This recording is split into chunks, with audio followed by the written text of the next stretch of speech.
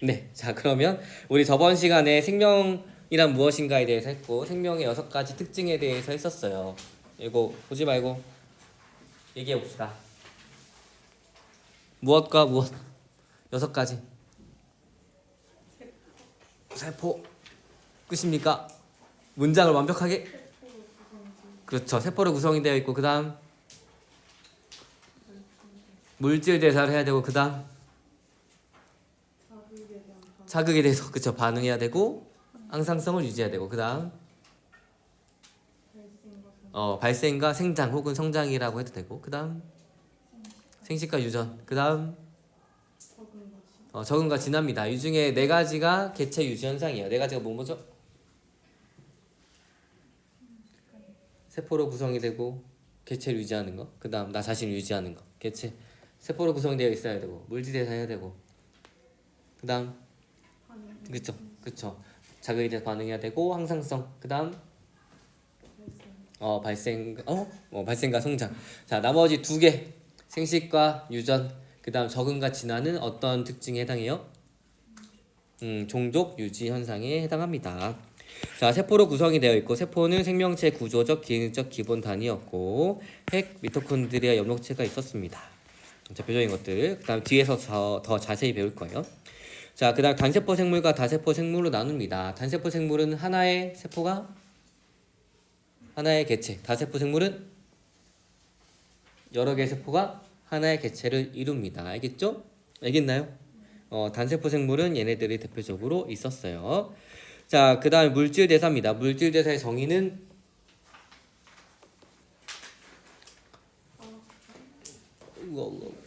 물질 대사 뭐예요? 물질 대사? 그쵸. 생명체 내에서 일어나는 모든 화학 반응을 물질 대사라고 하고 무엇이 관여합니까? 효소가 관여하기 때문에 체온 향상 일정하게 돼야 된다라고도 이해했었죠? 저번 시간에? 좋아요. 자, 동화와 이화가 있습니다. 동화작용은 합성, 이화작용은 분해. 화학 반응이 결합이 생기고 끊어진다. 이것도 설명했었나요? 좋아요. 그래서 이 화학 결합이 끊어지거나 생길 때 에너지의 출입이 있기 때문에 에너지 대사라고도 합니다. 그다음 효소가 관여해서 체온 범위 내에서도 빠르게 진행된다. 이것도 설명했었나요? 이 오른쪽에서 왼쪽에서 오른쪽으로 가는 이 과정이 뭐예요? 광합성. 여기 앞에 뭐 6개, 12개 이런 거 다 생략했어요.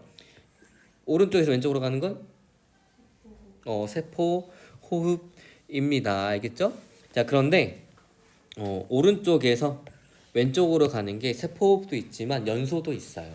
연소가 뭔가 탄다는 거죠. 탈 때 어떻게 됩니까? 너무 많은 양의 에너지가 한 번에 나오니까 빛과 열로 나오는데 아무튼 이 포도당이 몸 밖에서 타려면 어떻게 해야 돼? 400도씨 이상의 온도가 필요해요. 그렇지만 우리 몸속에서 이 반응이 일어날 때는 체온 범위면 됩니다. 그게 다 누구 때문에? 그쵸. 효소가 있기 때문이에요. 알겠나요?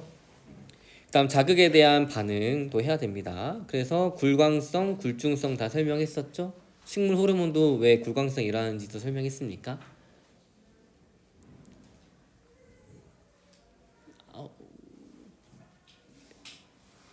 했어요, 안 했어요? 왜 빛을 향해 자라는지에 대해서 호르몬과 관련돼서 설명해줬어요.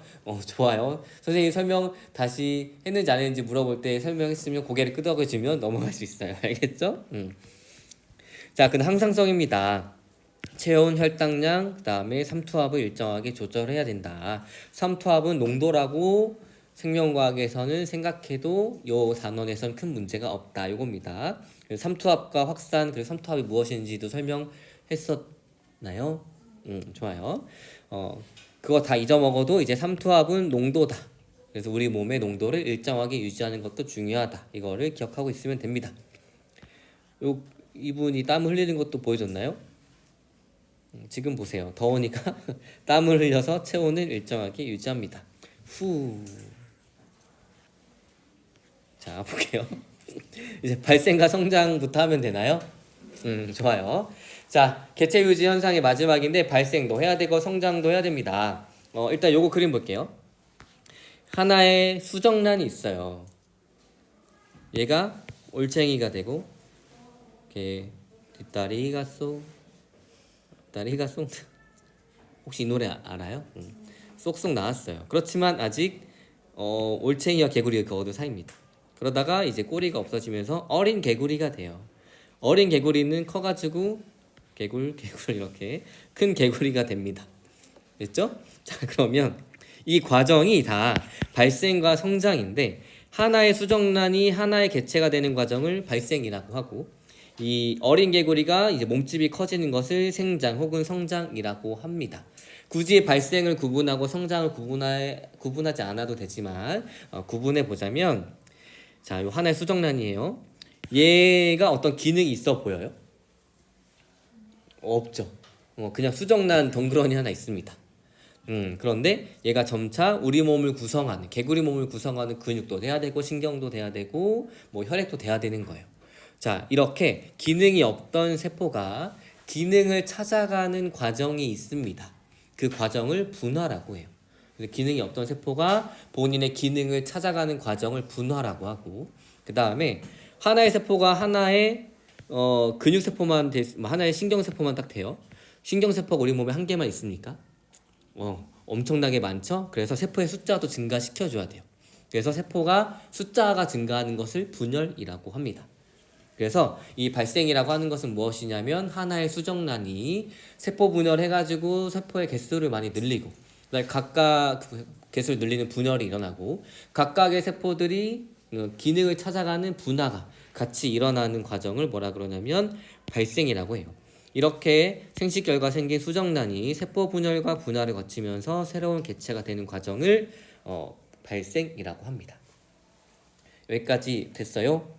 그래서 분열은 세포 숫자가 증가하는 것, 분화는 기능이 없던 세포가 기능을 가지는 것을 분화라고 합니다. 자, 그럼 이제 어린 개구리가 성체 개구리가 됐어요. 되기 위해서는 세포의 숫자가 증가합니다. 이렇게 세포의 숫자가 증가시켜서 그냥 몸이 커지는 이 과정을 성장 혹은 생장이라고 합니다. 우리 교과서에서는 성장이라고 하지만 생성은 뭐야? 잘못 썼네. 우리 교과서에서는 성장이라고도 하지만 다른 교과서나 문제집에서는 생장이라고 표현될 때도 있어요. 알겠죠? 굳이 성장과 또 생장을 비교하면 몸집만 커지는 것을 생장, 정신도 같이 자라는 것을 성장. 그러니까 여러분들은 생장하는 거예요, 성장하는 거예요? 성장한다라고 생각해 주면 됩니다. 자, 그래서 성장은 무엇이냐? 발생을 통해 만들어진 어린 개체가 세포 분열을 통해서 세포수를 증가시키며 몸이 커져서 성체로 자라는 것을 성장 혹은 생장이라고 합니다. 알겠나요? 좋아요. 자, 그러면 이 어린 개구리가 성체 개구리가 되는데 그냥 세포의 크기가 커지면 되지 않나? 왜 굳이 개수를 증가시켜야 되지? 선생님 어떻게 알았어요? 설명했어요? 안 했어요? 근데 어떻게 알았어요? 그냥 천재입니다. 태어날 때부터 선생님이 이 질문을 할 줄 알고 그냥 알고 태어난 사람이에요. 자, 아주 정확했어요. 이거 설명했었나? 그 세포는 물질의 출입이 뭐를 통해서 일어나요? 세포를 둘러싸고 있는 막을 통해서, 그치? 세포막을 통해서 일어나죠. 그러면 세포가 원활히 물질의 출입을 시키기 위해서는 이 표면적이 넓으면 좋을까 안 좋을까? 넓으면 좋겠지. 왜냐면 내가 원하는 물질이 빨리빨리 들어오고 빨리빨리 내보낼 수 있잖아요. 그렇죠? 근데 한번 봅시다. 세포의 부피가 커지면 표면적의 비는 어떻게 될까 한번 보는 거예요. 여러분들 이 정육면체의 부피를 구할 수 있습니까? 면적과? 초등학교 졸업했네요. 자, 그러면 가로 세로 1cm 정육면체가 있고 사이즈는 좀 안 맞지만 4로 해봅시다. 자, 왼쪽에 있는 얘 부피 면적은 몇이에요? 면적 가로 세로 높이가 1cm인 정육면체의 넓이는 봐봐. 넓이는 어떻게 구하냐면 가로 곱하기 세로예요. 얘가 1cm만큼 쌓인 게 부피죠. 그러니까 일단 면적은 몇이야? 얘가 몇 개 있어? 6개 있죠? 6. 그 다음에 부피는 1. 단위는 생략할게요. 그다음 오른쪽에 있는 애는 부피는 몇이에요? 64. 그 다음에 면적은 16이 몇 개 있어? 6개. 얘는 부피의 면적의 비가 6이나 됩니다. 얘는 1도 안 되죠? 그러면 누가 표면적의 비가 커요? 부피에 비해서? 1번과 2번 중에 1번이 부피에 비해서 표면적의 비가 훨씬 더 큽니다. 그러면 세포의 크기가 계속 증가하면 이 부피당 표면적의 비가 증가해 감소해? 감소해요. 그러니까 일정 부피 이상 커지게 되면 본인이 필요한 만큼의 물질을 얻기도 너무 힘들어. 표면적이 비가 감소하니까. 노폐물을 내보내기도 힘든 거지. 그래서 세포는 일정 크기 이상 커지지 못하고. 그런데 우리 몸은 자라야 되니까 세포의 개수를 증가시키는 거예요. 여기까지 됐나요? 이거를 얘기하고 싶었던 거죠? 맞아요. 아주 잘했어요. 그렇기 때문에 우리가 몸이 커지기 위해서는 세포의 크기가 더 이상 커지지 못하기 때문에 계속 세포의 숫자를 증가시킨다. 이겁니다. 알겠나요? 네. 자, 그러면 이제 개체 유지 현상은 끝났고 종족 유지 현상에 대해서 알아보도록 하겠습니다. 자, 생식과 유전이 있는데 생식이라고 하는 것은 무엇이냐면 생물이 자신과 닮은 자손을 만들어 종족을 보존하는 것을 생식이라고 합니다. 여러분들 혹시 유성생식, 무성생식 들어봤나요? 이게 뭐예요? 성이 있는 거, 성이 없는 거죠. 성이 있다라는 것은 무엇이냐면 서로 다른 모양의 생식세포를 만들면 이제 성이 있다라고 얘기합니다. 그래서 암수 생식세포가 결합하는 수정을 통해서 자손을 만듭니다. 뭐 사람, 고양이 등등이 있어요. 그러니까 엄마한테서 온 생식세포, 아빠한테서 온 생식세포가 결합해가지고 새로운 개체가 만들어지는 거예요. 자, 이 과정에서는 엄마의 유전자 일부, 그 다음에 아빠의 유전자 일부가 하나의 자손한테 들어가죠. 그러면 분명 부모의 특징을 가지지만 부모와는 다른 유전자 구성을 가지게 됩니다. 그러면 유전적 다양성이 증가하는 거예요? 감소하는 거예요? 증가하겠죠. 부모와 서로 다른 유전자 구성을 가진 애들이 계속 태어날 테니까. 됐나요? 좋아요. 근데 무성생식은 뭐냐면 성이 없어요. 그래서 어떤 느낌이냐면 여기 보세요. 선생님이 일을 하기 너무 귀찮아. 그럼 나랑 똑같은 애가 있으면 좋겠지. 그래서 선생님 몸을 반을 가릅니다. 분열시켜요. 얘들이 각각 자라서 선생님이 되는 거. 각각이. 이게 바로 분열법으로 증식한다라고 얘기하는 거예요. 그 다음에 조그만한 선생님 피부에서 혹 같은 게 자라나요. 새싹 같은 거. 그게 똑 떨어져가지고 자라기 시작합니다. 자랐더니 선생님이야. 이게 바로 출하법이에요. 알겠나요? 그 다음에 선생님이 팔을 뚝 잘라가지고 얘를 땅에 심었어. 다시 선생님이 자라납니다. 이게 바로 영양생식이에요. 두 개 구분됐어요? 선생님이 반으로 뚝 잘려서 각각의 개체가 되는 게 분열법. 그 다음에 선생님 피부에서 혹처럼 뭐가 튀어나와가지고 뚝 떨어져서 자라는데 선생님이 된 게 출하법. 선생님 팔을 뚝 잘라가지고 심었는데 선생님이 된 게 영양생식이에요. 이게 왜 영양생식이냐면 보통 식물에서 많이 일어나는데 이런 것들이 식물은 영양기관과 생식기관이 따로 있습니다. 생식기관은 꽃을 의미하는 거고 그 나머지 것들을 영양기관이라고 해요. 그래서 개나리 같은 거 여러분들 봄에 자라잖아? 그럼 줄기를 잘라가지고 심으면 다시 개나리가 됩니다. 됐어요? 자, 그럼 무성생식은 유전적 다양성이 높을까 적을까? 왜냐면 나를 잘라서 나를 만들었잖아. 그러면 얘랑 유전자 구성이 똑같아. 내 몸에서 나온 애가 자라서 내가 됐어. 유전자 구성이 똑같겠지? 내 팔을 잘라서 내가 됐어. 그러면 유전자 구성이 똑같겠지. 그럼 유전자 구성이 유성생식보다는 유전적 다양성이 높아요, 낮아요? 낮아요. 그럼 어떤 단점이 있을까요? 유전자 구성이 똑같아. 그러면 환경이 변해. 근데 내가 그 환경에 살아남기 힘든 사람이야. 그러면 내가 만들어준 나의 모든 다른 나들은 다 싹 다 죽겠지. 생물이 멸종할 수 있다는 얘기예요. 쉽게. 근데 장점이 있어요. 무슨 장점이 있을까? 어차피 여기 선생님 얼굴이랑 뭐 키가 안 나오니까 선생님은 키가 186이고 몸도 엄청 좋고 엄청 잘생겼어. 그렇지? 그리고 뭔가 똑똑해 보여. 이런 사람이 많이 있으면 좋아 안 좋아? 좋지. 그러니까 우수한 형질을 많이 보존할 수 있다. 우수한 형질을 보존할 수 있다. 이게 바로 큰 장점이에요. 무성생식이. 알겠나요? 장단점이 명확합니다. 자, 다시 정리하면 무성생식은 암수 생식세포가 결합하지 않고 자손을 만드는데 분열법, 출합법, 영양생식이 있어요. 자, 분열법은 세균과 같은 애들이 분열하면서 세포 분열을 통해서 숫자가 증가합니다. 그 다음에 출합법은 아까 혹처럼 튀어나온 것들이 똑 떨어지면서 자라는 거. 대표적으로 효모가 있어요. 효모는 뭐 만들 때 혹시 들어봤어요? 빵 만들 때. 그 다음에 막걸리 만들 때. 술 만들 때. 그래서 여러분들 지금 막걸리를 못 사는 나이군요. 나중에 성인이 돼가지고 막걸리를 사고 집에 현미경이 있는 그가 이상한 환경이라면 막걸리 중에 생막걸리라고 적혀 있는 게 있어요. 걔네들은 거기에 살아있는 효모가 있습니다.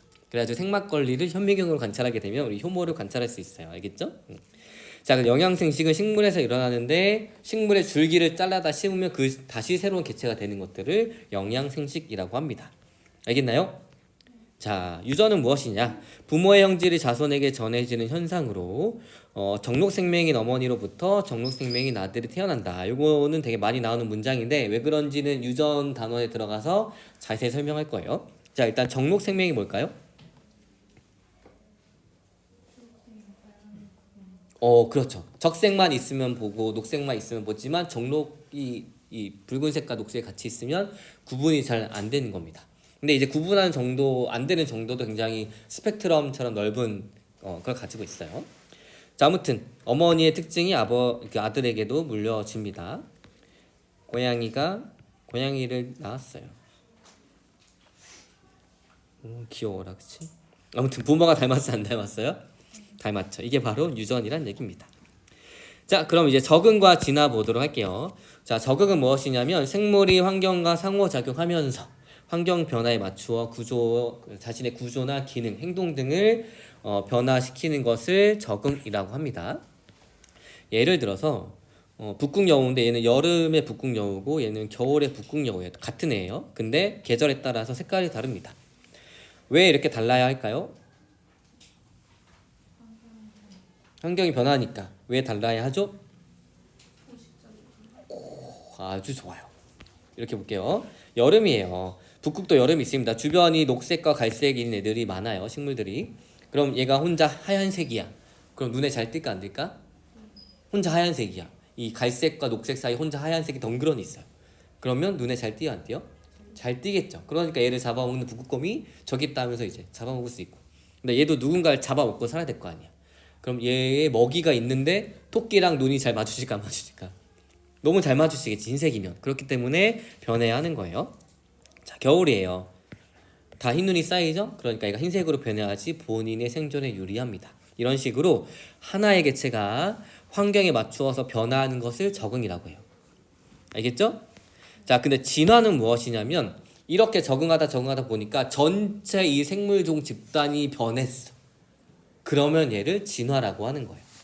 적응은 나 혼자 살아남기 위해서 무언가 한다고 생각하면 진화는 무엇이냐면 적응하다 보니까 생물 집단 전체가 변하는 것을 진화라고 합니다. 생물이 오랜 시간 동안 여러 세대를 걸치면서 환경에 적응한 결과 집단 자체가 바뀌는 것을 진화라고 해요. 그래서 집단의 유전적 구성이 변하고 형질이 달라져서 새로운 종이 출현하는 현상을 진화라고 합니다. 세대가 있네요. 세대가 뭐죠?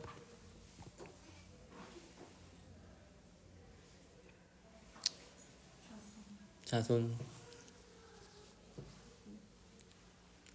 자손이 끝입니까? 자손. 세대가 뭐야, 세대? 그 막 MZ 세대 막 이러잖아, 그치? 나 MZ 아닌데요, 맨날 이러고 있고, 그치? MZ 세대가 뭐야, 세대? 세대란 말을 들어본 적이 있죠? 세대란 무엇일까? 생명과학적으로 한 세대란 무엇이냐면 갓난 아기가 태어나서 자란 다음에 다시 자신의 자손을 낳을 때까지 걸리는 시간을 세대라고 합니다. 그래서 사람의 세대는 대략 30에서 40 정도 되겠죠? 요즘은 그런 것들을 한 세대라고 해요. 자, 아무튼 이렇게 여러 세대를 거치면서 즉 부모가 자손을 낳는 이게 계속 반복이 되면서 집단 전체가 변하는 것을 진화라고 한다는 얘기예요. 됐나요? 자, 선인장은 잎이 가시로 변해가지고 물 손실을 최소화합니다. 자, 그 다음에 여기 벌레 뭐예요? 여기 머리, 앞다리인 것 같고 몸통인 것 같고 여기 뒷다리가 있어요. 자, 이런 것들. 그 다음 얘네는 이제 가랑비 벌레라고 하는데 몸의 형태가 주변의 잎과 비슷하여 천적으로부터 몸을 보호합니다. 그 다음에 북극여우, 사막여우가 있어요. 자, 둘의 형태가 같아요, 달라요? 다르죠. 왜 다른지 한번 생각해 보도록 하겠습니다. 북극여우는 추운 데 살아요, 더운 데 살아요? 추운 데. 사막여우는 더운 데 살죠. 더운 데 살면은 체온을 빨리빨리 방출시켜야 될까 아니면 가지고 있어야 될까? 빨리빨리 방출시켜야 돼. 그러면 표면적이 넓어야 돼요, 작아야 돼요? 표면적이. 내 체온을 빨리빨리 방출시켜야 돼. 내 이 피부를 통해 가지고 체온이 밖으로 나간단 말이죠. 그러면 더워. 체온을 나의 몸속에 있는 열을 빨리빨리 방출을 시켜야겠죠. 그러면 내 피부의 면적이 넓은 게 좋아, 안 좋아? 좋겠죠. 피부의 면적이 넓어야지만 그 넓은 면적으로 빨리빨리 내 열을 밖으로 보낼 수 있는 거예요. 자, 그러면 아까 정류면체 기억합시다. 부피가 작아져요. 표면적의 비가 어떻게 돼요? 커지죠. 그러니까 작아야 돼요. 살아남기 위해서. 그 다음에 귀의 크기가 어떻습니까? 누가 커요? 사막여우가 커요. 왜? 그치. 얘도 넓으면 표면적이 넓겠죠. 왜냐면 귀에도 많은 혈관들이 지나갑니다. 그래서 체온을 빨리빨리 밖으로 발산시킬 수 있기 때문에 몸집은 작고 말단부는 큰 게 더운 지역에 사는 애들의 특징이에요. 그러면 추운 지방으로 가면 어떻게 돼? 반대가 되겠지. 몸집은 어떻게 해야 돼요? 커져야지만 표면적의 비가 줄어들어요. 그래서 체온을 안 뺏깁니다. 근데 말단부가 커야 돼, 작아야 돼? 없으면 안 되니까 채소로 이렇게 만들어 주는 거예요. 알겠죠? 그 내용이 밑에 정리되어 있습니다. 자, 북극여우, 붉은여우, 사막여우가 있고 우리는 이제 온대 지역이니까 붉은여우가 살고 있어요. 자, 기온은 북극이 낮고 이제 사막 쪽이 높습니다. 그래서 몸집과 말단부를 보니까 몸집은 이제 북극으로 갈수록 커요. 말단부는 작습니다. 왜?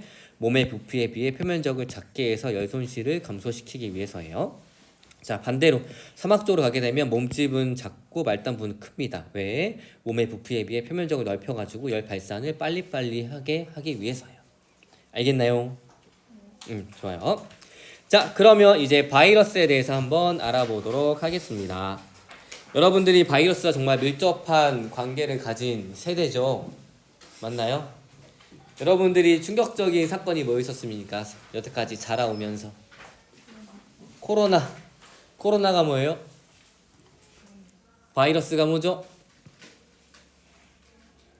에 대해서 답하기 위해서 지금부터 바이러스에 대해서 알아볼 거예요. 알겠나요? 여러분들이 초5 때? 초4? 초5 때? 5학년 때?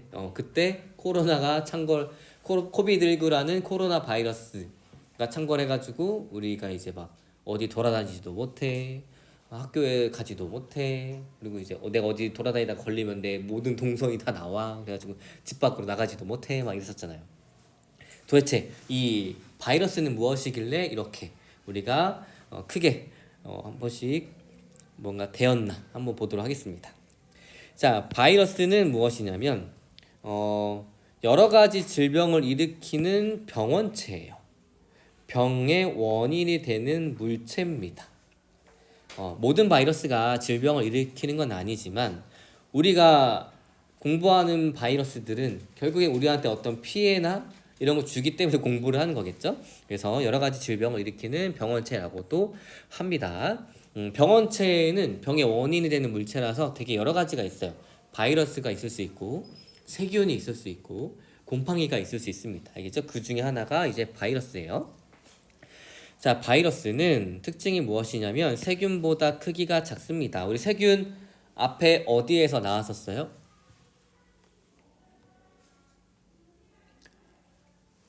세포로 구성이 되어 있었는데, 그쵸? 거기서 단세포 생물과 다세포 생물이 있었고, 단세포 생물의 대표적인 게 세균인데, 세균에 속하는 대장균이 있었다라고 여러분들이 잘 얘기해주면 좋을 것 같아요. 다음 시간부터. 알겠죠? 그 세균보다 작습니다. 그래서 세균 여과기를 통과하는데 이 말이 무슨 말인지는 곧 배워볼 거예요. 바이러스는 이렇게 생겼어요. 어떻게 생겼냐면, 박테리오 파지라는 애가 있는데, 이렇게 그냥 단백질 껍질이 있고 그 다음에 거기 안에 DNA가 있습니다. 얘는 세포일까요? 세포처럼 안 생겼죠? 그래서 바이러스는 세포로 구성이 되어 있지 않아요. 그러면 생명체 아니야? 아닙니다. 생명체는 기본적으로 세포로 구성이 된 애들을 생명체라고 하기 때문에 바이러스는 생명체가 아니에요. 그래서 기본적으로 그냥 단백질 껍질 안에 RNA 혹은 DNA라는 유전 물질이 담겨 있는 애들을 그냥 바이러스라고 합니다. 유전 물질이 있지만 얘는 세포로 구성이 되어 있지 않아가지고 기본적으로 생명체라고 하지 않아요. 얘는 신경 안 써도 돼요.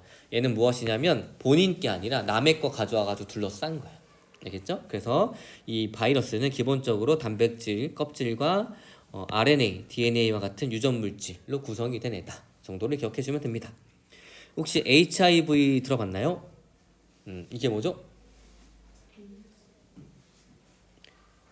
이게 어떤 질병의 원인이 되는 바이러스일까요?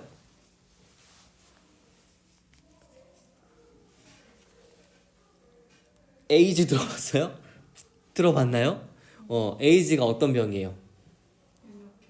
그렇죠. 에이즈, 즉 HIV가 우리 몸의 특정 면역세포를 다 없앱니다. 그래가지고 우리 몸에 면역 반응이 안 일어나요. 면역 반응이 안 일어난다는 얘기는 외부에서 침투한 바이러스, 세균 이런 것들을 없앨 수 없다는 얘기예요. 그래서 감기 때문에 죽고 이런 것들이 바로 에이즈입니다.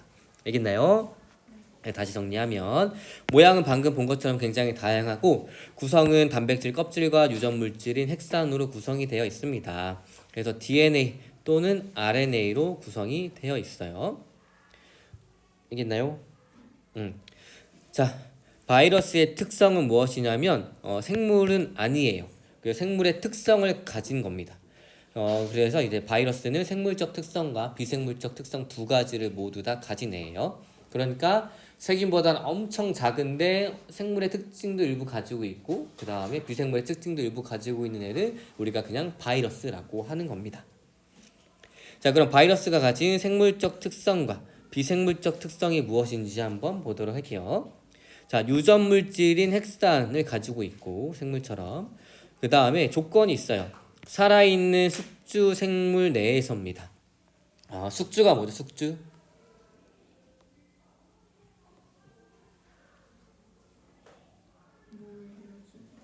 그치. 내가 기생충이에요. 기생충은 누구한테 기생해야 됐지? 기생을 당하는 애를 숙주라고 합니다. 알겠죠? 그래서 바이러스가 이 세포 안에 들어가요. 그런 경우에 핵산을 복제해서 증식할 수 있고 이 과정에서 유전 현상과 돌연 변이가 나타나 적응과 진화하는 생물의 특징을 일부 보입니다. 그 다음에 또 조건, 살아있는 숙주 세포 내에서 물질 대사가 가능합니다. 그렇지만 비생물적 특성이 있어요. 세포로 이루어져 있지 않아요. 그리고 생명체 밖에서는 스스로 물질 대사도 못하고 증식도 못합니다. 그래서 물질 대사를 못하고 그냥 단백질 결정 형태로 존재하고 생명체 밖에서는 바이러스의 질량, 개수가 증가하지도 않아요. 이게 바이러스의 특징입니다. 볼게요. 바이러스는 그럼 처음에 누가 발견했냐? 어떻게 발견했냐면 혹시 여러분들 담배 핍니까? 아무도 안 속네. 자, 담배는 무엇으로 만들죠? 담배라는 식물로 만드는 게 담배인 거 혹시 알고 있었어요? 어떻게 알죠? 담배에 관심이 많나요? 그래서 담배라는 식물의 잎을 말려가지고 종이로 감싸서 태워 먹던 게 바로 담배입니다. 근데 사람들이 담배잎을 봤는데 모자이크 형태로 막 이렇게 이렇게 약간 하얗고 이런 질병을 가진 애들을 봤어요. 이런 것들을 담배 모자이크 병이라고 합니다. 근데 누군가는 그냥 지나칠 수 있지만 누군가는 궁금한 거예요. 얘가 왜 병에 걸렸을까? 그래가지고 실험을 하나 했습니다. 이 담배 모자이크 병에 걸린 담배잎을 갈아가지고 즙을 만들어요. 그럼 여기 안에는 담배 모자이크 병을 일으키는 병원체가 들어있겠죠? 얘가 뭔지는 몰라. 근데 얘를 세균 여과기로 거른다는 얘기가 있습니다. 여러분들 여름에 비빔면 먹잖아요. 비빔면에 물을 빼야 돼, 안 빼야 돼? 빼야 되지. 탕으로 먹기는 좀 그렇잖아. 그럼 끓여요. 물을 빼기 위해서 어디에 걸러요? 체에 거릅니다. 비빔면보다 큰 구멍이 큰 체를 걸르면 되겠어, 안 되겠어? 안 되지. 그 비빔면 빠져나갈 거 아니야. 비빔면은 빠져나가지 못하고 물만 빠져나가는 사이즈의 채로 거르겠죠. 맞나요? 세균 여과기도 마찬가지예요. 세균은 통과하지 못하고 세균보다 작은 애들만 통과하는 것들을, 그런 채들을 세균 여과기라고 생각해 주면 됩니다. 그러면 여기에 뭔지 모르겠지만 담배 모자이크병을 일으키는 애가 있어요. 근데 걔를 세균 여과기로 거를 거야. 그럼 이 여과에게는 세균이 있을까요, 없을까요? 비비면 면발이 있어, 없어? 없어요. 알겠죠? 얘를 발라봅니다. 그랬더니 건강했던 담배잎이 병에 걸렸어요. 그러면 이 병을 일으키는 애는 세균보다 크단 얘기예요, 작단 얘기예요? 작단 얘기예요. 이래서 이제 바이러스가 발견이 된 겁니다. 됐나요? 예전에는 세균이 질병을 일으킨다라고 하고 끝이었는데 보니까 세균보다 작은 애가 질병을 일으킨다. 그래서 걔의 이름을 그냥 걔를 발견했고 걔 이름을 바이러스라고 한 거예요. 알겠나요? 자, 얘를 정리하면 세균이 없는 여과액을 담배잎에 발랐을 때 담배 모자이크병에 걸렸으므로 담배 모자이크병을 일으키는 병원체는 세균보다 크다, 작다? 작다. 됐나요? 그 다음에 또 시험을 합니다. 여과액에서 핵산과 단백질로 구성된 결정을 얻었어요. 그래서 바이러스는 생명체 밖에서 결정으로 존재한다 라는 사실도 알아냈고, 또 추가적으로 추출한 결정을 인공배지에 넣었더니 증식하지 않았다. 인공배지라고 하는 것은 무엇이냐면 생명체가 살아가는데 필요한 모든 영양물질이 들어있는 것을 인공배지라고 합니다. 여기에 일반적으로 살아있는 세포를 넣으면 얘들이 증식을 하거나 자라기 시작해요. 알겠죠? 자, 그런데도 불구하고 증식하지 않았대요. 됐나요? 그 다음에 추출한 결정 1마이크로그램을 물에 녹여가지고 건강한 담배잎에 발라서 감염시켰고 며칠 후 다시 바이러스를 추출했더니 양이 증가했대요. 이 말은 무엇이냐면 생명체 밖에서는 증식할 수 없고 생명체 내에서만 증식할 수 있다. 이런 뜻이 됩니다. 알겠나요? 자, 그럼 여러 가지 바이러스 한번 보도록 할게요. 이 담배 모자이크 바이러스 이렇게 생겼습니다. 그 다음에 아데노바이러스 이렇게 생겼어요. 아데노바이러스는 어떤 질병을 일으키는 애일까요? 겨울이 되면 기침을 콜록콜록 합니다. 지금 기침했죠. 뭐야? 감기일까 아니면 독감일까? 감기랑 독감이 같은 건가요? 감기가 심하면 독감인가? 감기의 원인이 된 바이러스는 아데노바이러스고 우리 인플루엔자 들어봤어요? 이게 바로 독감을 일으키는 바이러스예요. 알겠죠? 두 개는 다른 질병입니다. 그 다음에 여러분이 우리 많이 힘들게 했던 코로나 바이러스 이렇게 생겼어요. 그 다음에 박테리오 파지 외계인처럼 생겼습니다. 박테리오 파지의 뜻은 무엇이냐면 세균을 영어로 뭐라고 합니까? 세균 영어로 뭐라 그래요? 박테리아. 님들 이제 영어 다 넣어야 되는데 어떡하지? 박테리아 들어봤어요? 박테리아라고 합니다. 파지는 무엇을 파괴하다는 뜻이 있어요. 그래서 이 박테리오 파지라는 바이러스는 세균을 파괴시킨다고 해가지고 박테리오 파지라는 이름이 붙었습니다. 알겠나요? 그러면 이 모양이 어때요? 다 제각각이죠. 그리고 공통적으로 단백질 껍질 안에 RNA 혹은 DNA라는 유전 물질인 핵산이 들어있는 게 특징입니다. 자, 그럼 이 박테리오 파지의 생활사를 한번 보도록 할게요.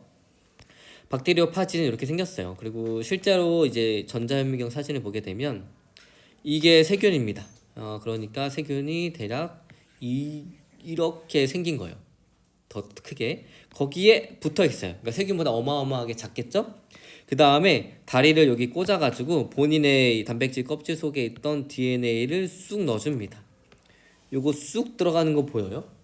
이게 바로 DNA를 넣어주는 거예요. 자, DNA를 왜 넣느냐 한번 볼게요. 이렇게 생긴 박테리오 파지가 있습니다. 머리와 꼬리가 있고 단백질 껍질 안에 DNA라는 본인의 유전 정보가 담긴 물질이 있어요. 그 다음에 세균입니다. 얘는 세균의 DNA인 거고, 그러면 본인의 DNA를 쑥 넣어줍니다. 그러면 세균이 이게 본인 건지 알고 이 바이러스의 DNA에 있던 정보를 이용해가지고 바이러스가 필요한 단백질들을 만들어주고 바이러스의 DNA도 같이 복제를 해줘요. 그래서 시간이 지나면 어떻게 되냐면 이 세균 내에서 이 바이러스에 필요한 단백질도 만들어지고 유전 물질인 DNA도 복제가 됩니다. 됐나요? 그래서 어떻게 되냐? 얘들이 세균 안에서 조립이 땅 됩니다. 그럼 어떻게 돼요? 이 세균을 터트리면서 나오게 돼요. 그럼 세균이 죽겠어, 안 죽겠어? 죽어요. 그렇기 때문에 이 세균을 터트린다 해가지고 박테리오 파지라고 이름을 붙여졌습니다.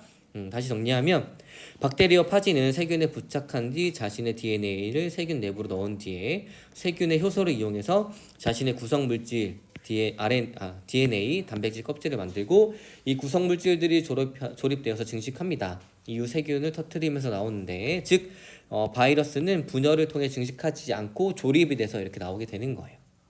알겠나요? 으아. 그래서 오늘 여기까지 하기 전에 여러분들 DNA와 RNA와 리보솜의 관계를 설명할 수 있습니까?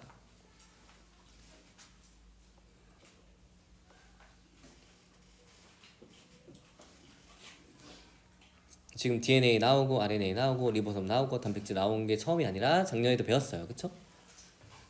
얘들 관계를 설명할 수 있나요? 왜냐면 우리 다음 시간에 세포 소기관 막 구조 나올 때 라이보솜이라고 하나요? 리보솜이 나오고 DNA도 나오고 RNA도 나올 겁니다. 설명해야지. 그래야지 내년에 수능 볼 거 아니에요. 그렇죠? 자, 어떻게 할 수 있냐? 그냥 한번 잘 들으세요. 이 DNA가 뭐죠? 생명체의 모든 정보를 담고 있는 물질이에요. 그럼 RNA는 뭐예요? 우리가 작년에 배웠을 때는 유전 정보를 전달한다라고 배웠어요. 왜 전달할까? 그 다음에 얘가 단백질로 번역이 된다라고 얘기를 했습니다. 누가 시켜줘 번역을? 라이보솜. 자, 전 세계에 모든 요리의 레시피를 담은 책이 단 한 권 있는데 그게 하필 우리 학교 도서관에 있어. 여기까지 됐어요? 근데 학교 밖에 중국집에서 탕수육 좀 만들겠다고 레시피를 달라 그래요. 그러면 어떻게 줘? 이 책을 통째로 꺼내서 주나요? 어떻게 줘? 그 레시피만 복사를 하겠지. 그럼 그것만 주면 되잖아. 이해됐어요? 그걸 중국집에서 받아요. 그럼 요리사가 뭐를 만들어? 탕수육을 만들겠지. 밀가루도 필요하고 설탕도 필요하고 고기도 필요해요. 그래서 근데 밀가루, 설탕, 고기만 있다고 해서 탕수육을 만들 수 있는 게 아니라 탕수육 레시피가 있어야지 이거를 보고 탕수육을 만드는 거예요. 됐죠? 이 과정을 이제 DNA, RNA 볼게요. 전 세계에 단 한 권에 있는 책이 DNA야. 근데 핵 밖에서 나 탕수육 단백질 만드니까 레시피 좀 내놔. 그럼 뭐야? 복사를 해주죠? 복사한 게 RNA예요. 됐어요? 이 RNA 요리사가 뭐죠? 요리사가 라이보솜입니다. 됐어요? 그러면 요리사 라이보솜이 RNA를 읽으면서 뭐를 만들어야 돼? 단백질. 재료가 뭐야? 밀가루, 설탕, 고기에 해당하는 게 20종류 아미노산이에요. 그래서 이 레시피에 적혀 있는 대로 아미노산을 어떤 종류를 몇 개를 결합하면서 탕수육인 완전한 단백질을 만들게 되는 거죠. 그래서 DNA는 유전 정보를 저장한다고 하고 RNA는 유전 정보를 전달한다고 하고 그 다음에 라이보솜은 얘를 이용해서 단백질을 만든다라고 하는 거예요. 이 과정 이해됐어요? 좋아요. 그래서 오늘은 여기까지 하도록 하겠습니다. 고생했어요.